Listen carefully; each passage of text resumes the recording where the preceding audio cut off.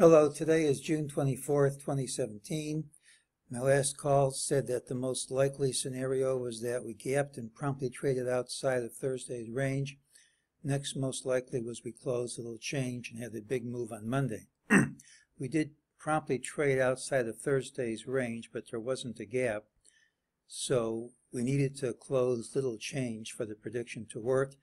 Anything under 4 points counts in my book, so we just made it. The daily pattern was one with an early low. For Monday, I expect the daily pattern tends to have an early high, a late low, and tends to have a negative bent, although it doesn't really have to. That's what I think is going to happen. During the day, MEJT said this rally was false, that rally was false, gave us price targets to be hit, and they were. So nothing new for MEJT that carries over into Monday's trade. Let's start out with the short-term picture and then get into the long-term picture. Thursday's pattern had an early low and a late high. Almost always it tends to close near the high. When that fails to happen, it's very negative and usually leads to more of a drop. This wasn't enough of a drop for me. So as of now, this pattern called for a large drop and we rallied instead.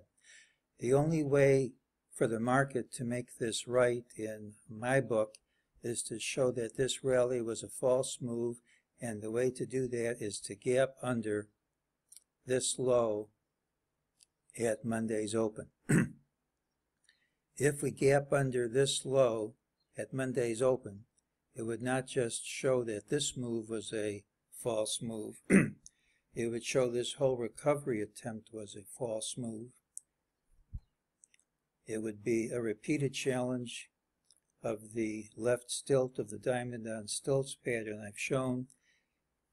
If we gap under this, as I think will happen, it could be the prelude to a very big drop. Do not forget that June 26 is also one of my system's change in trend dates.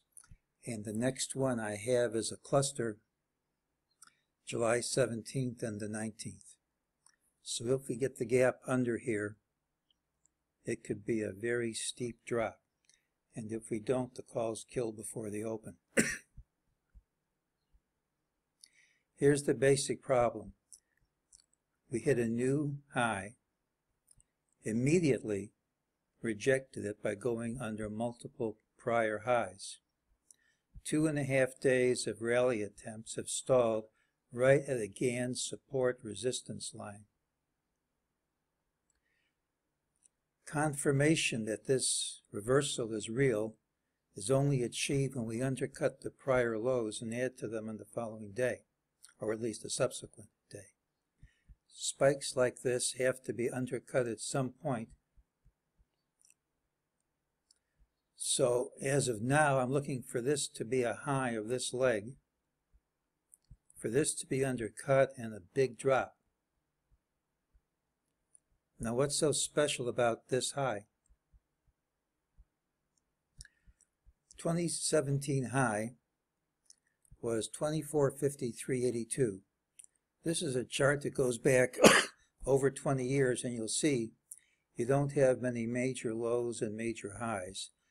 But if you take the 2002 low and the 2017 high, and you have a standard Fibonacci correction, you'll see that last year's February low hits it within 1 cent. Could be a very significant number. It's a logical place for things to hold. Furthermore, sentiment indicators, the old VIX, VXO, was at lows not seen in over a decade. You can go back to the high in 2007, see we've undercut that level. This indicates the premium people are willing to pay for puts, and people haven't been more cavalier about the market's prospects in well over 10 years and possibly ever.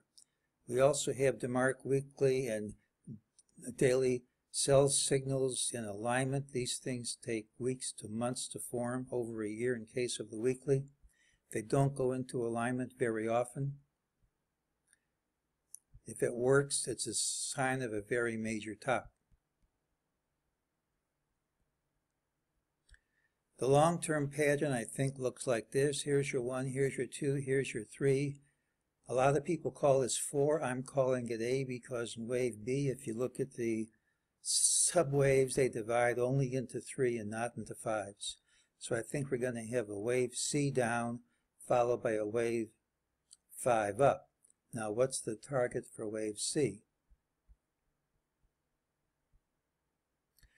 Well, if you take this as wave A and set it to 61.8%,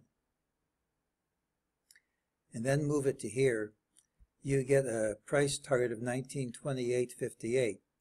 What's interesting is that 1928.70 you can achieve by multiplying the high by 0.786, and if you take this rally here, you get a 61.8% level, almost at the same price.